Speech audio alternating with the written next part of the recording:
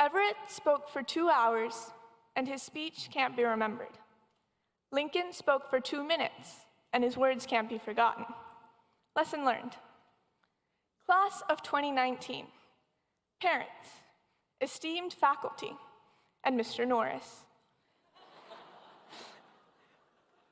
Today is a day to celebrate how far we've come and look at how far we'll go, to thank those who have helped us and aim to inspire those who will come after us.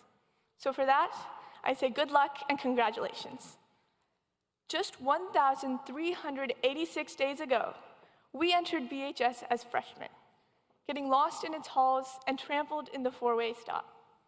Now we enjoy our last day as Bruins, adorned in royal blue tablecloths and parting ways for what may be the last time. I think we can all agree that high school was not easy, that Mr. Stomazak's class was always harder than the AP tests, and that E-field derivations will never make sense to anyone, ever. Drama was excessive, acne was plentiful, and no one is capable of both rising and shining at 6 in the morning. Even so, our wonderful teachers and fellow students made it worth the trouble. Embedded in long nights of endless homework and grueling days full of assessments, we find the moments that define our high school careers. When no one remembers who was most popular, most musical, most athletic, or who gave this speech, we'll all still remember the people we sat with at lunch, those we texted frantically at 2 a.m., or hung out with every weekend. Because it's not our academics that will carry with us. It's our relationships and our experiences.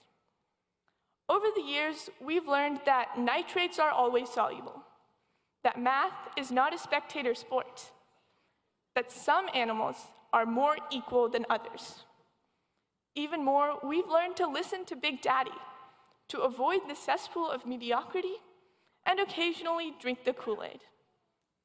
But what matters most isn't what we've learned, but that we've been taught how to learn. Our teachers and peers have pushed us to seek knowledge, to find reliable resources, and to be weary of Wikipedia.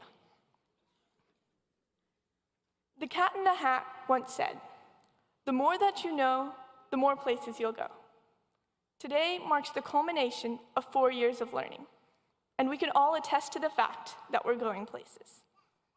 And yet, cliche as it is, I must remind us that the journey matters more than the destination. And while I have not had the chance to get to know many of you, this class has played an irreplaceable role in my journey, and for that, I am grateful. We are all restless and eager to get on with the rest of our hopefully successful lives. Yet we must pause to enjoy this once-in-a-lifetime moment and the wonderful people we get to share it with, as well as those who are unable to be here with us. These past 4 years went by faster than we could have imagined, and I'm sure the next 4 will as well.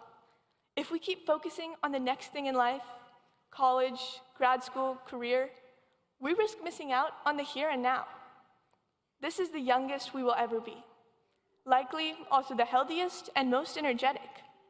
So let's enjoy it. High school was quite the experience, but we made it through.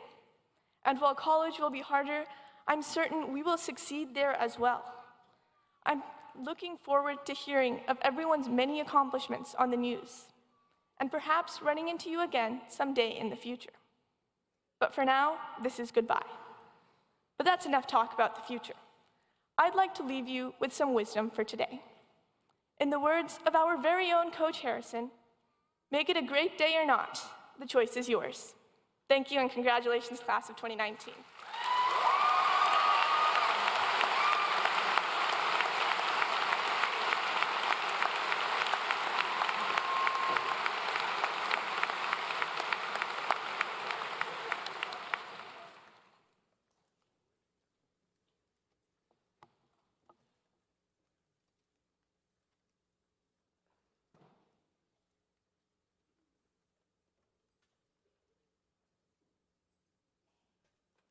At this time, it is my honor to introduce to you the top 10% of the class of 2019.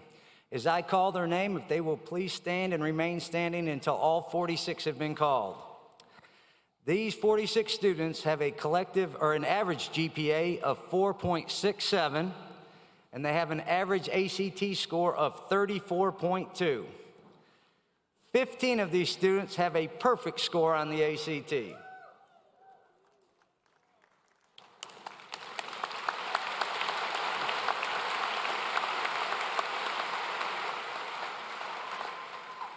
We'll begin with our class valedictorian, Namrah Ajmal.